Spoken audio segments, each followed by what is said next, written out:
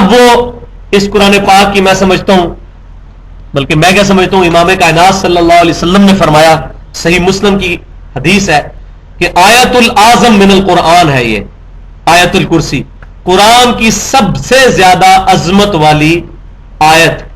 ایک آیت کے اندر اللہ تبارک و تعالیٰ نے توحید کا وہ تعارف کروایا ہے جو سورۃ الاخلاص کی تفسیر ہے۔ سورہ اخلاص کے اندر تو بس وہ 4 آیات کے اندر مختصر بات کی گئی، سورۃ الاخلاص کی تفسیر جو ہے وہ آیت الکرسی ہے۔ تو آیت الکرسی جو ہے 255 نمبر آیت سورۃ البقرہ کی، صحیح مسلم میں نبی صلی اللہ علیہ وسلم نے اس کو آیت العظم من القرآن فرمایا ہے، قرآن پاک کی سب سے عظمت والی آیت۔ تو اس سے یہ بھی پتا چل گیا کہ عظیم کا مطلب ہوتا ہے، اعظم کا مطلب ہوتا ہے عظمت والا، بڑا گروہ نہیں۔ جس طرح وہ ایک حدیث پیش کرتے ہیں سنن ابن ماجہ سے کہ سواد اعظم کو پکڑ لو، سب سے بڑی جو جماعت ہے اس کو پکڑ لو، تو بریلوی پاکستان میں کہتے ہیں ہم سب سے زیادہ ہیں، ہم حق پر ہیں، کیونکہ نبی صلی اللہ علیہ وسلم نے فرمایا کہ سواد اعظم کو پکڑ لو، سب سے زیادہ ہم ہیں۔ جو بندی بنگلہ دیش میں زیادہ ہیں، وہاں وہ کہتے ہیں سواد اعظم کا مطلب ہے جو بندی ہو جاؤ۔ اہل حدیث سعودی عرب میں زیادہ ہیں، وہ کہتے ہیں سواد اعظم کا مطلب یہ ہے کہ اہل حدیث ہو جاؤ، اور یہ مطلب نہیں بھائی ہو سواد اعظم کا۔ سواد اعظم کا مطلب ہے عظمت والا گروہ۔ وہ اس زمانے میں صحابہ کرام علیہم رضوان تھے، اور قیامت تک ایک گروہ جو قرآن سنت اجماع کو حجت مانتا ہے اور ضرورت پڑنے پر اجتہاد کا قائل ہے، وہ اہل سنت میں یا وہ اعظم گروہ ہے، تعداد چاہے اس کی تھوڑی ہو۔ آج بھی دنیا میں 2.25 ارب کرسچن ہیں، تعداد تو ان کی زیادہ ہے۔ تو مسلمانوں کے اندر بھی تعداد پہ نہیں ڈیپینڈ کر رہا، بلکہ اتھینٹسٹی کے اوپر ڈیپینڈ کر رہا ہے۔ ورنہ قرآن پاک کی سب سے لمبی جو آیت ہے وہ سورۃ البقرہ میں آگے چل کر آئے گی۔ تو اگر تعداد کا مطلب بڑا ہونا ہوتا اس کی لینتھ کا، تو پھر آیت الکرسی تو اعظم نہ ہوتی، پھر تو وہ ہوتی۔ اسی طریقے سے صحیح بخاری میں آتا ہے سورۃ العظم قرآن پاک کے اندر سورہ فاتحہ ہے۔ تو اگر تعداد کی بات ہوتی تو سورہ بقرہ سب سے بڑی ہے، اس کو سورۃ العظم ہونا چاہیے تھا، لیکن نبی صلی اللہ علیہ وسلم نے سورہ فاتحہ کو فرمایا۔ اس کا مطلب ہے عظمت والی سورت سب سے زیادہ سورہ فاتحہ ہے، یا اس کے بعد پھر سورہ اخلاص ہے۔ آپ کو شیطان جو ہے وہ نیند دلا رہا ہے، جو دیکھے نا اس کے دائیں بائیں کو سویا ہوا ہے اس کو پکڑ گیا۔ اب آپ ایک دوسرے پہ نظر بھی رکھنی ساتھ ساتھ، کیونکہ شیطان نہیں چاہے گا کہ ہمیں آیت الکرسی سمجھ آ جائے یہ کیا ہے، کیونکہ ورنہ تو عید سمجھ آ جائے گی، کائنات بنی تو عید کے لیے ہے، تو عید تو اس نے سمجھنے نہیں دینی ہمیں۔ تو آج شیطان جو ہے وہ پورا زور لگائے گا کہ یہ آیت الکرسی سمجھنا آئے۔ تو یہ آیت العظم قرآن پاک کی سورۃ البقرہ کی آیت نمبر 255 آیت الکرسی ہے۔ صحیح بخاری کے اندر ایک حدیث موجود ہے کتاب الوکالہ چیپٹر میں، امام کائنات صلی اللہ علیہ وسلم نے ارشاد فرمایا، سیدنا ابو ہریرہ رضی اللہ تعالیٰ عنہ کہتے ہیں آپ صلی اللہ علیہ وسلم نے اس بات کی تصدیق فرمائی کہ جو شخص رات کو آیت الکرسی پڑھ کر سوتا ہے، اللہ تعالیٰ اس کی حفاظت کے لیے ایک فرشتہ اس پر مقرر کر دیتا ہے، اور صبح ہونے تک اللہ تعالیٰ اس کو شیطان سے محفوظ رکھتا ہے، شیطان اس کے قریب نہیں آتا۔ یہ آیت الکرسی کی فضیلت ہے۔ تو ہمیں رات کو سوتے وقت اور صبح بھی، صبح و شام کے اذکار میں یہ آیت الکرسی شامل ہے۔ اور تیسری فضیلت سنن نسائی الکبریٰ کے اندر موجود ہے صحیح سند کے ساتھ کہ امام کائنات صلی اللہ علیہ وسلم نے ارشاد فرمایا، جو کوئی شخص فرض نماز کے فوراً بعد آیت الکرسی پڑھ لے گا، اس کے اور جنت کے درمیان صرف موت ہے، یعنی وہ بندہ مرتے ہی جنت میں داخل ہوگا جو اپنی عادت بنائے گا فرض نماز کے بعد آیت الکرسی پڑھنے کی۔ ایک ضعیف روایت ہے، لیکن ضعیف روایت اس کے سپورٹ میں لے کے آ رہا ہوں سنن بہیقی کے اندر، اس میں سیدنا علی رضی اللہ تعالیٰ سے یہ روایت ہے کہ کسی سے گفتگو کرنے سے پہلے آیت الکرسی پڑھنی ہے۔ تو کوشش کریں کہ کسی سے بات کیے بغیر فرض نماز کے فوراً بعد اللہ اکبر استغفر اللہ استغفر اللہ استغفر اللہ اللہم انت السلام منک السلام تبارک یا ذا الجلال والاکرام پڑھ کے فوراً آیت الکرسی پڑھ لیں بغیر کسی سے گفتگو کیے، یہ اس کا پروٹوکول بھی ہو جائے گا۔ تو یہ تو اس کی فضیلت اس اعتبار سے۔ اب اللہ کا نام لے کر اس کو شروع کرتے ہیں۔ اللہ لا الہ الا ہو الحی القیوم، اللہ ہی ہے کہ اس کے علاوہ کوئی الہ نہیں ہے مگر وہی اللہ، الحی القیوم، وہ خود سے زندہ ہے اور ہر چیز کو قائم رکھنا ہے اسی کی طرف سے. ہر چیز اسی کی وجہ سے قائم ہے. جو ہمیں جتنی کائنات کے اندر چیزیں نظر آ رہی ہیں ان کا جو وجود اپنا ہے وہ اسی ایک ڈیوائن سورس کا مرہون منت ہے.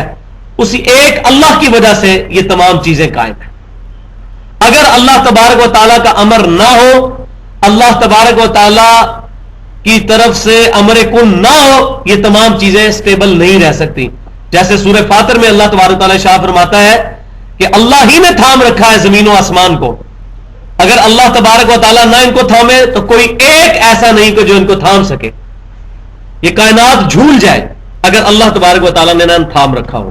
تو اللہ تبارک و تعالیٰ کی قدرت ہے جس نے تمام چیزوں کو قائم رکھا ہوا ہے.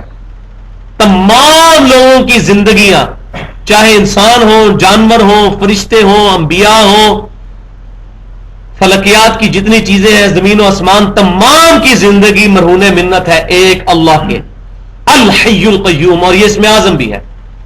نبی صلی اللہ علیہ وسلم جو مشکل اور پریشانی میں اللہ کی بارگاہ میں ریکویسٹ کرتے تھے, المستدرک للحاکم کے اندر یہ صحیح سند کے ساتھ موجود ہے, یا حیو یا قیوم برحمتی کا استغیث, اے خود سے زندہ ہر چیز کو تھامنے والے, میں تیری رحمت کے ساتھ تیری مدد کا سوال کرتا ہوں. یہ وہی ہے, یہ اللہ تعالیٰ کا اسم اعظم ہے, الحی, خود سے زندہ. اللہ کے علاوہ کوئی خود سے زندہ نہیں ہے, باقی سب کی زندگی اللہ کی وجہ سے ہے, جب چاہے گا لے لے گا. القیوم, جو سب کو زندہ رکھنے والا ہے, خود زندہ اور سب کو زندہ اور قائم رکھنے والا. لا تأخذہ سنۃ ولا نوم, نہ تو اللہ تعالیٰ کو کبھی اونگ آتی ہے اور نہ کبھی نیند آتی ہے. ہم لوگ جاگ بھی رہے ہوں, جس طرح ابھی کئی لوگ اونگ بھی رہے ہیں ساتھ ساتھ, ان سے پوچھے ہوئے کہ ہم جاگ رہے ہیں لیکن اونگ تو آ رہی ہے, غافل تو ہے. اللہ تبارک و تعالیٰ کو اونگ بھی نہیں آتی. نیند آنا تو بڑی دور کی بات ہے, اونگ بھی نہیں آتی اور نہ اس کو نیند آتی ہے. کیونکہ اگر یہ معاملہ ہو جائے, اللہ تبارک و تعالیٰ نعوذ باللہ اگر کائنات سے غافل ہو جائے تو یہ سارا سسٹم کولیپس کر جائے گا. یہ سارا ڈیپینڈنٹ ہی اللہ تعالیٰ کے اوپر ہے. تو اللہ تبارک و تعالیٰ اس سے غافل نہیں ہے. لہو ما فی السماوات و ما فی الارض, اسی کے لیے ہے, اسی کا ہے جو کچھ آسمانوں میں ہے اور جو کچھ زمین کے اندر. تو یہ قرآن کا اسلوب ہے, جب بھی یہ بات آئے گی نا فی السماوات و ما فی الارض, اس سے مراد پوری کائنات ہوگی, کیونکہ سارے آسمان اور زمین اور جو کچھ ان کے درمیان یہ سب اللہ تبارک و تعالیٰ کا ہے, اسی کی ملکیت ہے. زمین کا خصوصیت سے اس لیے ذکر ہے کہ زمین اللہ تبارک و تعالیٰ کی قدرت کا شاہکار ہے. اس طرح کا کوئی پلانٹ ابھی تک دریافت نہیں ہوا کہ جہاں پر اس طرح کی زندگی موجود ہو. ویسے تو زمین سے بہت بڑے بڑے سیارے اور ستارے موجود ہیں, لیکن قرآن میں زمین پر اس لیے زور ہے کہ یہ اللہ تعالیٰ کی قدرت کا شاہکار ہے. صرف 20 لاکھ مخلوقات تو دریافت ہو چکی ہوئی ہیں, 20 لاکھ مخلوقات اس زمین کے اوپر دریافت ہو چکی ہیں. 20 لاکھ تعداد نہیں ہے, سپیشیز کی بات کر رہا ہوں. مثلا گھوڑا ایک مخلوق, گدھا دوسری مخلوق, کوا تیسری مخلوق, چیل چوتھی مخلوق. اس طریقے سے اگر گننا شروع کریں تو جانور اور پودے اور یہ چرند پرند اور حشرات ملا کر 20 لاکھ مخلوقات بنتی ہیں جو زمین پہ دریافت ہو چکی ہیں. اس روئے ارض پہ 1 انچ بھی ایسا نہیں ہے جہاں پر کوئی نہ کوئی زندہ مخلوق موجود نہ ہو.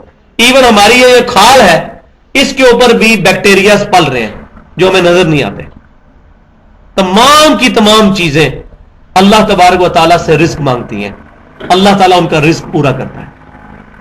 ایک دہی کے کپ کے اندر 6 ارب بیکٹیریا ہیں, more than the human population on the face of ارتھ.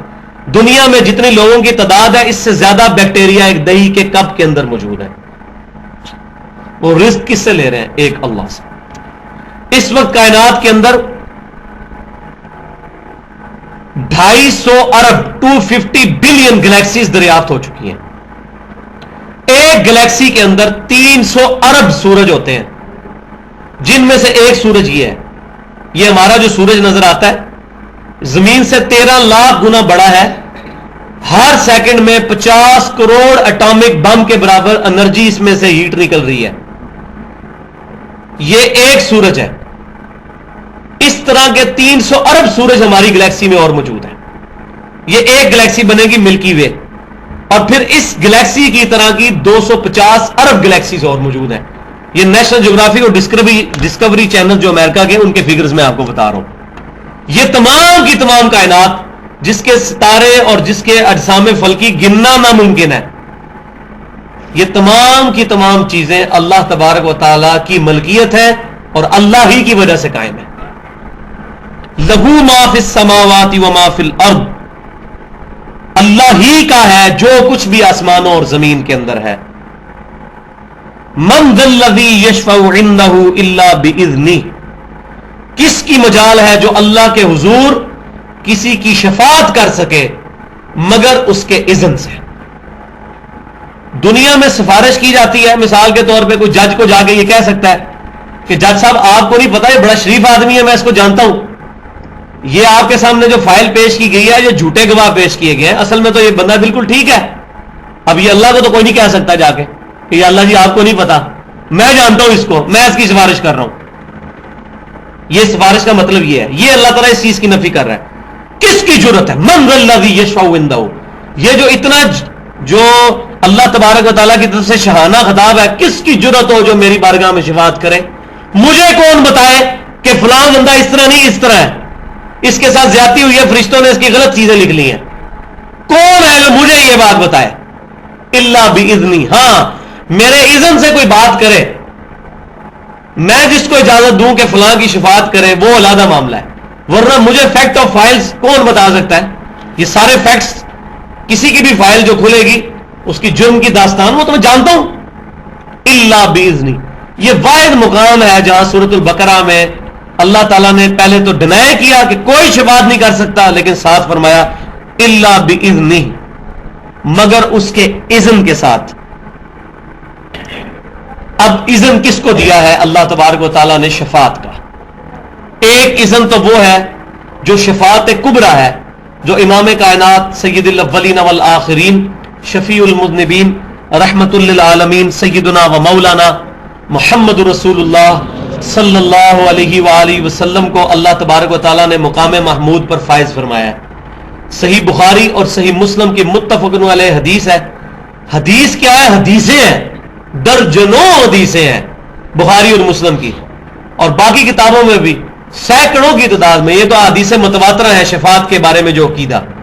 لہذا پوری دنیا کے مسلمان، چاہے اہل سنت کہلوانے والے ہوں، بریلوی، دیوبندی، اہل حدیث یا اہل تشیع ہوں، کسی کا شفاعت کے معاملے میں کوئی اختلاف نہیں ہے. سب مانتے ہیں کہ نبی صلی اللہ علیہ وسلم کو اللہ تعالیٰ شفاعت کا اذن عطا فرمائے گا، کسی کا کوئی اختلاف نہیں ہے. بخاری اور مسلم کی متفق علیہ حدیث ہے، امام کائنات صلی اللہ علیہ وسلم فرماتے ہیں میں تمام اولین اور آخرین کا سردار ہوں. یہ اس لیے اس کے بعد آپ صلی اللہ علیہ وسلم کی حدیث شفاعت شروع ہو جاتی ہے کہ قیامت والے دن سب کے سب لوگ جب پریشانی کے عالم میں ہوں گے تو اکٹھے ہو کر سیدنا آدم علیہ السلام کے پاس جائیں گے، ان سے ریکویسٹ کریں گے کہ آپ ہماری شفاعت کریں.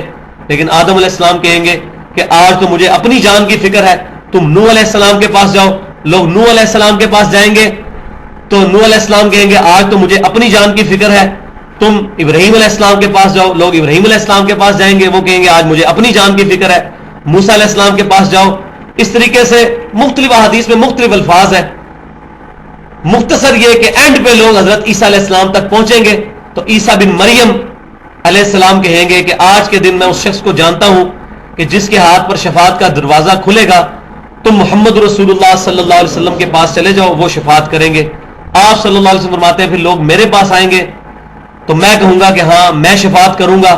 آپ صلی اللہ علیہ وسلم کہتے ہیں میں اللہ تعالیٰ کی بارگاہ میں سجدہ ریز ہوں گا اور جب تک اللہ چاہے گا میں سجدے میں ہی رہوں گا. پھر اللہ تبارک و تعالیٰ مجھے فرمائے گا اے محمد صلی اللہ علیہ وسلم اپنا مبارک سر اٹھائیے، آپ شفاعت کریں، آپ کی شفاعت قبول کی جائے گی، آپ بات کریں، آپ کی بات سنی جائے گی. تو آپ صلی اللہ علیہ وسلم فرماتے ہیں پھر اللہ تعالیٰ میرے لیے تعداد مخصوص کر دے گا کہ آپ اتنے امتیوں کو دوزخ سے نکال کر جنت میں لے جائیں، ان کی شفاعت فرمائیں. تو میں پھر ان کی شفاعت کروں گا، پھر واپس آؤں گا، پھر میں نبی سے اللہ تعالیٰ کی بارگاہ میں سجدہ کروں گا. پھر اللہ تبارک و تعالیٰ مجھے فرمائے گا اپنا سر اٹھائیے. پھر اللہ تعالیٰ مجھے کلمات سکھائے گا جن سے میں اللہ تعالیٰ کی توحید بیان کروں گا، اللہ کی تعریف بیان کروں گا. پھر اللہ تعالیٰ میرے لیے ایک تعداد مخصوص کرے گا. اس طرح 3 دفعہ ہوگا. اور پھر تیسری دفعہ اللہ تبارک و تعالیٰ سے میں ریکویسٹ کروں گا کہ جس نے ایک دفعہ بھی اخلاص کے ساتھ کہا ہے لا الہ الا اللہ محمد رسول اللہ صلی اللہ علیہ وسلم، اس کو بھی میں دوزخ سے نکال لوں تو وہ شفاعت قبول کی جائے گی. آپ صلی اللہ علیہ وسلم پھر آخری دفعہ جب جائیں گے دوزخ کی طرف تو تمام اپنے امتیوں کو نکال لیں گے، مگر وہ لوگ کہ جن کے بارے میں پھر فرشتے کہیں گے کہ یا رسول اللہ صلی اللہ علیہ وسلم آپ کے سارے امتی اب دوزخ سے نکل چکے ہیں سوائے ان امتیوں کے کہ جن کو قرآن نے جنت میں جانے سے روک لیا ہے، اور وہ کبھی بھی اب جنت میں نہیں جائیں گے. قرآن نے کن لوگوں کو روک لیا ہے؟ وہ جو اللہ تعالیٰ کا کیٹاگوریکل فیصلہ ہے سورۃ المائدہ کی آیت نمبر 72 میں انہ من یشرک باللہ فقد حرم اللہ علیہ الجنہ ومأواہ النار وما للظالمین من انصار، کہ بے شک جو کوئی اللہ کے ساتھ شرک کرے گا اللہ تعالیٰ نے اس پہ دوزخ حرام کر دی ہے، جنت حرام کر دی ہے، اس کا ٹھکانہ دوزخ ہے اور وہاں اس کا کوئی بھی مددگار نہیں ہوگا والعیاذ باللہ. پھر 2 دفعہ اللہ تعالیٰ نے سورۃ النساء میں آیت نمبر 48 اور 116 میں ارشاد فرمایا ان اللہ لا یغفر ان یشرک بہ، اللہ تعالیٰ اس گناہ کو کبھی معاف نہیں کرے گا کہ کوئی شخص اللہ کے ساتھ شرک کرے. ویغفر ما دون ذلک لمن یشاء، اس کے علاوہ جس کا گناہ چاہے گا معاف کر دے گا. ومن یشرک باللہ فقد ضل ضلالا بعیدا، اور جو کوئی بھی اللہ کے ساتھ شرک کرے گا وہ گمراہی میں دور جا پڑا. تو شرک کرنے والے کی مغفرت نہیں ہوگی، شرک کرنے والے کی شفاعت بھی نہیں ہوگی. نبی صلی اللہ علیہ وسلم جب یہ سنیں گے کہ قرآن نے روک رکھا ہے تو آپ صلی اللہ علیہ وسلم اس کی شفاعت نہیں کریں گے، اگرچہ وہ آپ صلی اللہ علیہ وسلم کے امتی ہوں گے لیکن ان کی شفاعت نہیں ہوگی. صحیح مسلم میں حدیث ہے جس مسلمان کے جنازے میں 40 ایسے مسلمان شریک ہوں جو شرک نہ کرتے ہوں اللہ تعالیٰ ان کی شفاعت اس کے حق میں قبول کر لے گا. تو اس کا مطلب ہے جنازہ پڑھنے والا بھی مشرک ہو سکتا ہے. تو یہ جو ایک جھوٹی بات پبلک میں چل رہی ہے کہ جی شرک ختم ہو چکا ہے اب کوئی بھی شرک نہیں کرے گا قیامت تک، شرک صرف ایک گروہ سے ختم ہوا ہے، وہ صحابہ کرام علیہ رضوان تھے اور ان کے مجلس پر قیامت تک ایک گروہ، باقی 73 میں سے تو 72 فرقوں نے دوزخ میں جانا ہے، تو شرک میں تو مبتلا ہوں گے. ایک گروہ شرک سے محفوظ رہے گا قیامت تک، اسی کی شفاعت نبی صلی اللہ علیہ وسلم نے کرنی ہے. ورنہ آپ کیوں فرما رہے ہیں کہ جس کا جنازے میں 40 مسلمان ایسے شریک ہوں جو شرک نہ کرتے ہوں؟ جنازہ تو پڑھتا ہی مسلمان ہے، اس کا مطلب مسلمان بھی شرک کر سکتا ہے. اس پہ ہمارا پورا پمفلٹ ہے ریسرچ پیپر، دعا صرف ایک اللہ ہی سے، وہ ٹاپک نہیں ہے. تو آپ صلی اللہ علیہ وسلم نے حدیث شفاعت کے بعد پھر آپ نے آیت تلاوت فرمائی. صحیح بخاری اور مسلم میں آتا ہے سورہ بنی اسرائیل کی وہ آیت عسیٰ ان یبعثک ربک مقاما محمودا، اے محبوب صلی اللہ علیہ وسلم ان قریب آپ کا رب آپ کو اس جگہ پر فائز کرے گا مقام محمود پر، یعنی ایسے مقام پر جہاں لوگ آپ کی تعریف بیان کریں گے. تو یہ مقام محمود کا ذکر قرآن میں بھی موجود ہے، یہ نبی صلی اللہ علیہ وسلم کی شفاعت کا ذکر ہے. صحیح بخاری اور مسلم کی حدیث سے ہمیں یہ بات پتہ چلی. اسی طریقے سے صحیح مسلم کے اندر یہ حدیث موجود ہے، نبی صلی اللہ علیہ وسلم ایک دفعہ بیٹھے ہوئے آپ صلی اللہ علیہ وسلم نے رونا شروع کر دیا پچھلے انبیاء کرام کو یاد کر کے کہ پچھلے انبیاء کرام علیہ السلام نے اپنی امتوں کے بارے میں کیا کیا بات کی. یا قیامت والے دن عیسیٰ علیہ السلام کہیں گے اللہ یہ میرے امتی تیرے بندے ہیں، چاہے ان کو عذاب دے چاہے ان کو چھوڑ دے، یعنی وہ اللہ نے برات کریں گے. لیکن نبی صلی اللہ علیہ وسلم یہ بات کرتے کرتے آپ صلی اللہ علیہ وسلم نے رونا شروع کر دیا اور آپ نے کہا اے اللہ میری امت میری امت میری امت. اسی وقت پھر اللہ تبارک تعالیٰ نے سیدنا جبرائیل علیہ السلام کو بھیجا. یہ حدیث صحیح مسلم کتاب الایمان میں موجود ہے. اور جبرائیل علیہ السلام نے آ کر نبی صلی اللہ علیہ وسلم کو تسلی دی کہ اللہ تعالیٰ فرماتا ہے کہ اے نبی صلی اللہ علیہ وسلم ہم آپ کو آپ کی امت کے معاملے میں راضی کر دیں گے اور آپ صلی اللہ علیہ وسلم کو آپ کی امت کے معاملے میں غمناک نہیں ہونے دیں گے. تو آپ صلی اللہ علیہ وسلم کو شفاعت کا اللہ تبارک تعالیٰ نے اذن عطا فرمایا. قرآن پاک میں بھی ہے وَلَسَوْفَ يُعْطِيكَ رَبُّكَ فَتَرْضَىٰ، اے محبوب صلی اللہ علیہ وسلم آپ کا رب آپ کو اتنا دے گا کہ آپ اپنے رب سے راضی ہو جائیں گے. تو آپ صلی اللہ علیہ وسلم کو شفاعت کا اختیار دیا گیا. لیکن بخاری اور مسلم کی حدیث ہے امام کائنات صلی اللہ علیہ وسلم نے فرمایا ہر نبی کو اللہ تعالیٰ نے ایک دعا دی تھی، اس نبی نے وہ دعا دنیا میں ہی کر لی. میں نے ایک وہ مقبول دعا اپنی امت کے لیے سنبھال کر رکھی ہے، میں اس دعا کے ذریعے اپنی امت کی شفاعت کروں گا قیامت والے دن، اور میری شفاعت سے میرے ہر امتی کو فائدہ پہنچے گا سوائے اس شخص کے کہ جس نے اللہ کے ساتھ کسی قسم کا شرک کیا ہوگا. مشرک کو نبی صلی اللہ علیہ وسلم کی شفاعت کوئی نہیں ملنی، چاہے وہ نعرہ لگاتا رہے غلامی رسول میں موت بھی قبول ہے۔ اگر وہ نبی صلی اللہ علیہ وسلم کا گستاخ ہے، نبی صلی اللہ علیہ وسلم کی تعلیمات کے برخلاف وہ اللہ تعالیٰ کی ذات و صفات میں شرک کر رہا ہے، اس کے لیے کوئی شفاعت نہیں ہے۔ اسی طریقے سے ایک بہت زبردست حدیث جامعہ ترمذی میں موجود ہے، سیدنا انس بن مالک رضی اللہ تعالی عنہ کہتے ہیں یا رسول اللہ صلی اللہ علیہ وسلم میں آپ کی شفاعت کا طلبگار ہوں، تو قیامت والے دن میں آپ کو کہاں پر تلاش کروں؟ جامعہ ترمذی میں بہت زبردست یہ حدیث میں نے آج ہی پڑھی ہے، مجھے بڑا مزہ آیا، میں نے کہا یہ میں حدیث ضرور بیان کروں۔ پہلے سنی سنائی تھی، لیکن پہلے ہم سنا کے سننی تھے، آپ پڑھ لکھ کے سننی ہے، تو سنی سنائی چیز بیان نہیں کرنی چاہیے جب تک خود صحیح سند کے ساتھ پڑھ نہ لیں۔ تو حضرت انس نے کہا، سیدنا انس رضی اللہ تعالیٰ نے عرض کی کہ اللہ کے نبی میں آپ کی شفاعت کا طلبگار ہوں، تو قیامت والے دن میں آپ کو کہاں پر تلاش کروں؟ تو آپ صلی اللہ علیہ وسلم نے فرمایا کہ مجھے تم پل صراط پہ ڈھونڈ لینا، میں پل صراط پر ہوں گا، اپنے امتیوں کو وہاں سے گزار رہا ہوں گا۔ تو انہوں نے کہا یا رسول اللہ صلی اللہ علیہ وسلم اگر میں پل صراط پہ آپ کو نہ مل سکوں تو میں پھر آپ کو کہاں پر تلاش کروں؟ تو آپ نے فرمایا اگر میں پل صراط پر نہ ہوا تو میں پھر میزان اعمال پر ہوں گا، جہاں میزان اعمال نامے تولے جا رہے ہوں گے وہاں پر میں ہوں گا۔ ان کا یا رسول اللہ صلی اللہ علیہ وسلم اگر میں وہاں بھی آپ کو نہ پاؤں تو آپ صلی اللہ علیہ وسلم فرمایا پھر مجھے حوض کوثر پہ تلاش کر لینا، میں اپنے پیاسے امتیوں کو مشروب پلا رہا ہوں گا۔ تو انہوں نے کہا یا رسول اللہ صلی اللہ علیہ وسلم اگر میں وہاں بھی آپ کو نہ پاؤں تو آپ نے فرمایا نہیں، ان 3 جگہوں کے علاوہ میں کہیں اور نہیں ہوں گا، میں انہی 3 جگہوں پر ہوں گا۔ تو آپ صلی اللہ علیہ وسلم کی شفاعت کے حقدار جو لوگ بنیں گے وہ لوگ ہوں گے جنہوں نے قرآن سنت اجماع کو حجت مانا ہوگا، ورنہ میں نے بخاری اور مسلم کی حدیث کئی دفعہ بتائی کہ آپ صلی اللہ علیہ وسلم آتے ہیں قیامت والے دن میرے حوض کوثر پہ کچھ میرے امتی لائے جائیں گے، میں ان کو جب پانی پلانے لگوں گا، وہ مشروب پلانے لگوں گا، ان کے اور میرے درمیان دیوار کھڑی کر دی جائے گی اور مجھے کہا جائے گا کہ اے اللہ کے نبی آپ کو نہیں پتا آپ کی وفات کے بعد انہوں نے دین میں بدعتیں جاری کر دی تھی اور دین سے الٹے قدم پھر گئے تھے، ہوں گے آپ کے امتی کیونکہ ان کے عزائے وضو چمک رہے ہوں گے، آپ پہچان لیں گے یہ میرے امتی ہیں، لیکن نبی صلی اللہ علیہ وسلم کو کہا جائے گا انہوں نے دین میں بدعتیں داخل کر دی تھی، یہ دین سے الٹے قدم پھر گئے تھے۔ آپ صلی اللہ علیہ وسلم اس وقت فرمائیں گے سحقن سحقن لمن غیر بعدی، دوسری روایت میں آتا ہے سحقن سحقن لمن بدل بعدی، ان پر پھٹکار ہو، ان کو مجھ سے دور کر دو جنہوں نے میری وفات کے بعد میرے دین کو بدل دیا۔ تو یہ شفاعت اتنی سوکھی نہیں ملنے کی جب تک عقیدے اور نظریات اس مطابق نہیں ہوں گے جو آپ صلی اللہ علیہ وسلم کی مبارک تعلیمات ہیں۔ تو آپ صلی اللہ علیہ وسلم کی شفاعت انشاءاللہ ملے گی۔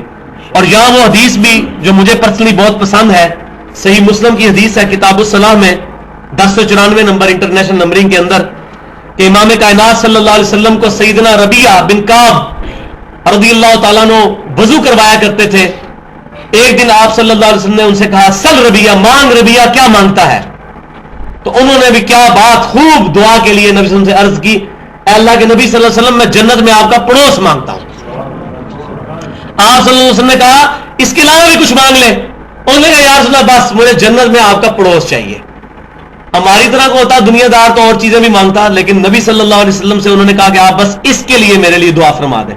تو آپ صلی اللہ علیہ وسلم نے فرمایا کہ پھر تو کثرت سجود کے ساتھ میری مدد کر، یعنی یہ نہیں ہے کہ بغیر کیے ہوئے کچھ مل جائے گا، یعنی نمازوں میں پابندی رکھ، کثرت سجود کے ساتھ میری مدد کر، یعنی تیری اللہ کی بارگاہ میں تو میں سفارش کر دوں گا لیکن نیک امال بھی، اپنے کرتوت بھی ایسے کر کہ اس کی وجہ سے تو وہاں تک پہنچ جائے، تو کثرت سجود کے ساتھ میری مدد کر۔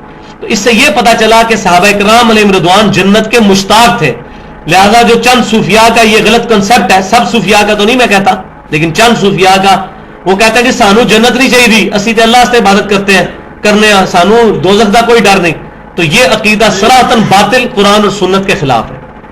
اور ادھر ہی وہ واقعہ جو بڑا مشہور ہے تذکرۃ الاولیاء کتاب کے اندر، شیخ فرید الدین عطار نے 800 سال پہلے ایک کتاب لکھی ہے جس میں انتہائی خطرناک یہ واقعہ لکھا ہوا ہے کہ رابعہ بصریہ کے بارے میں، پتہ نہیں اس بیچاری نے یہ کہا بھی ہے کہ نہیں، وہ تو فوت ہو چکی ہیں اللہ کی بارگاہ میں، ہم ان کو تو کچھ برا نہیں کہتے لیکن ان کی باتیں جو کتاب میں موجود ہیں ہم وہ تو بیان کریں گے، لوگوں کو بتائیں گے غلطی کیا ہے۔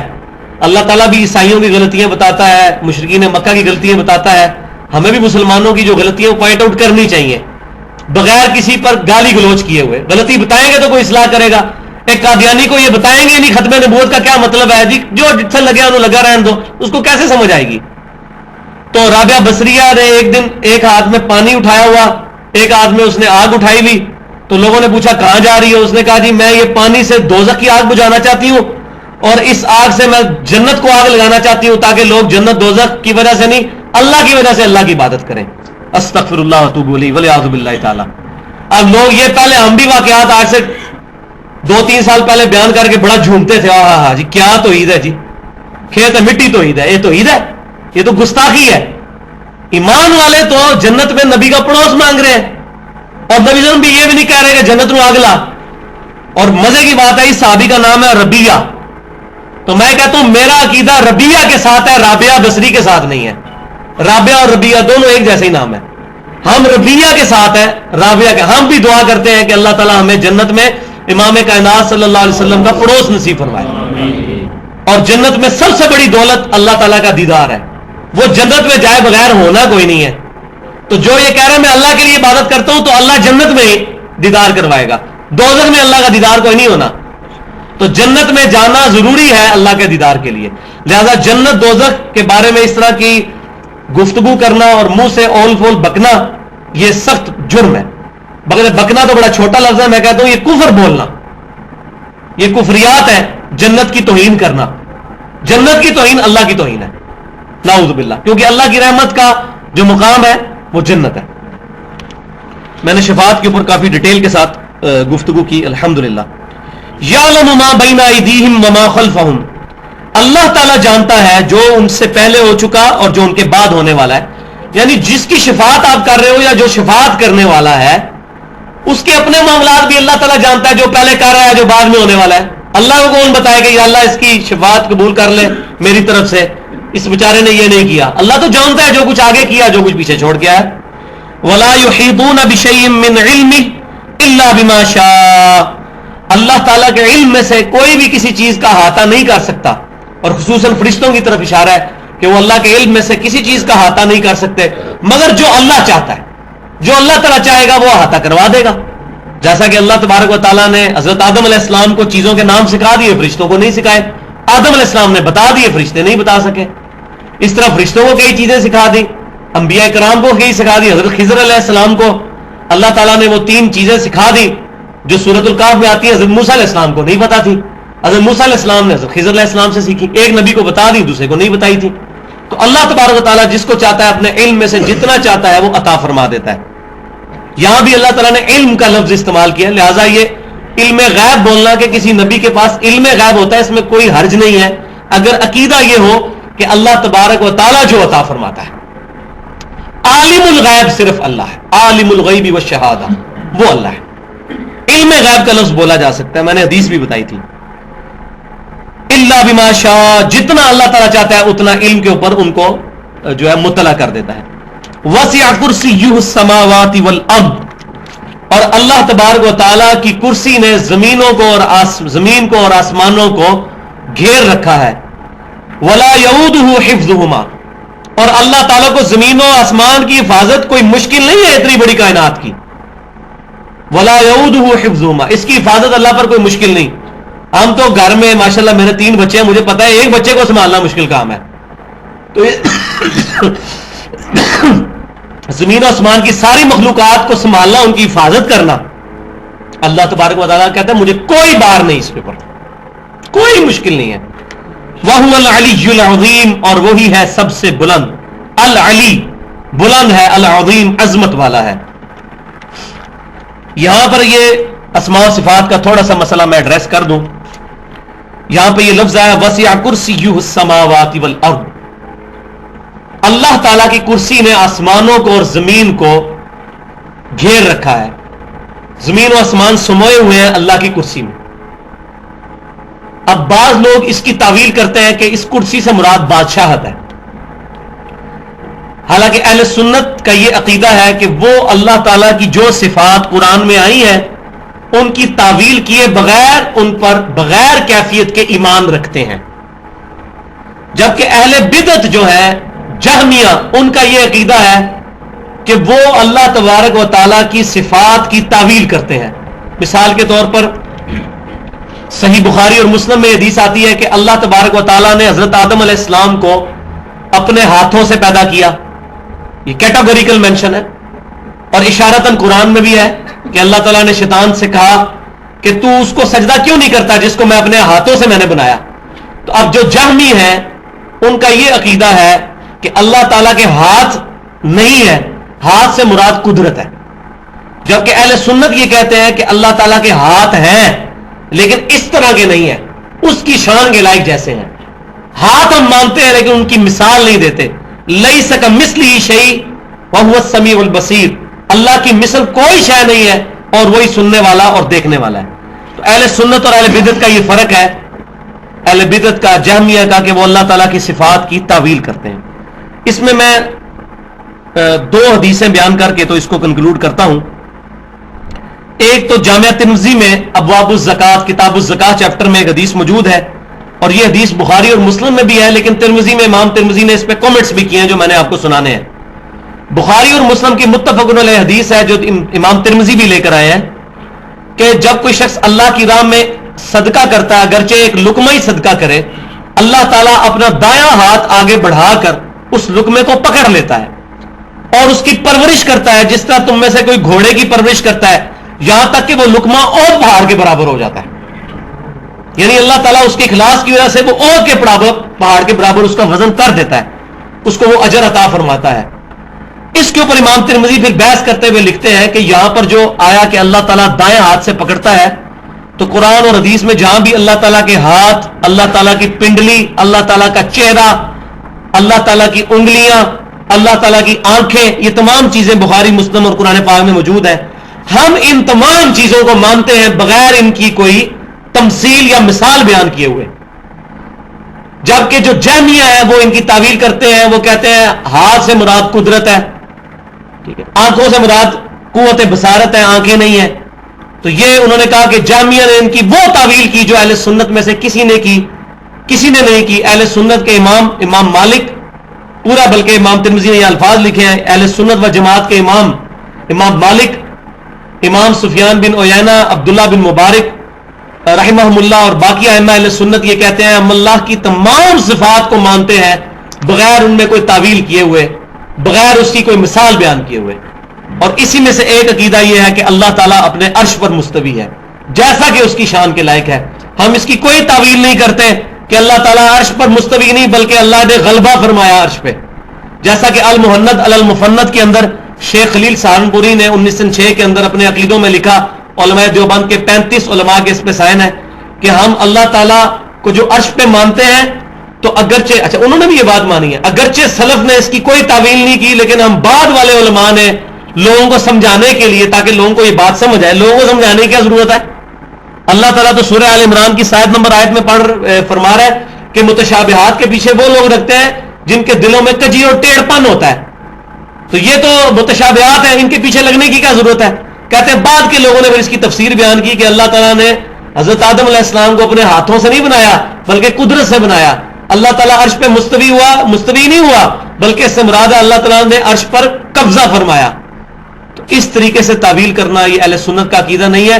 امام بخاری رحمۃ اللہ علیہ تقریباً 200 حدیثیں لے کے آئے اپنے آخری چیپٹر میں کتاب التوحید میں, اس کا نام بھی ہے کتاب التوحید, رد جہمیہ کے اوپر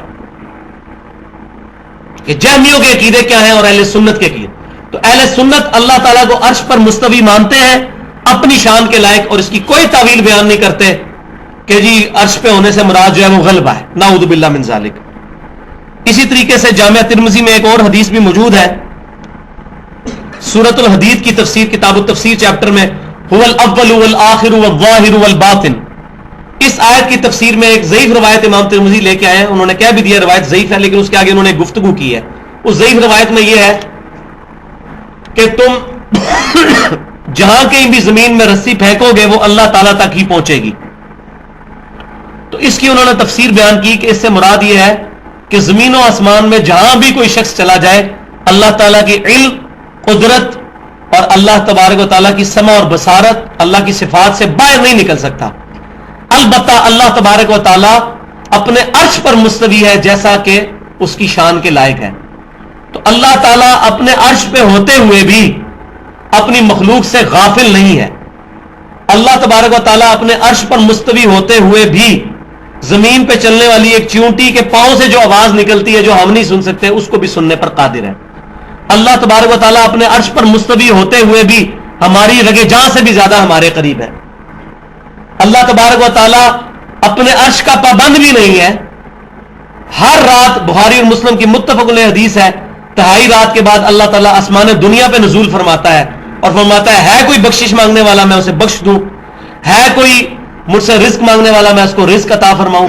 اور یہ طلوع فجر تک اللہ تعالیٰ کی طرف سے آواز آتی رہتی ہے. اور اس کی شان کے لائق ہمارا عقیدہ ہے کہ اللہ تعالیٰ نزول فرماتا ہے اور قیامت والے دن اللہ تعالیٰ اس دنیا پر بھی نزول فرمائے گا. وَجَاءَ رَبُّكَ وَالْمَلَكُ صَفًّا صَفًّا, قیامت والے دن فرشتے بھی اور اللہ تعالیٰ بھی قطار در قطار اس دنیا پر نزول فرمائیں گے.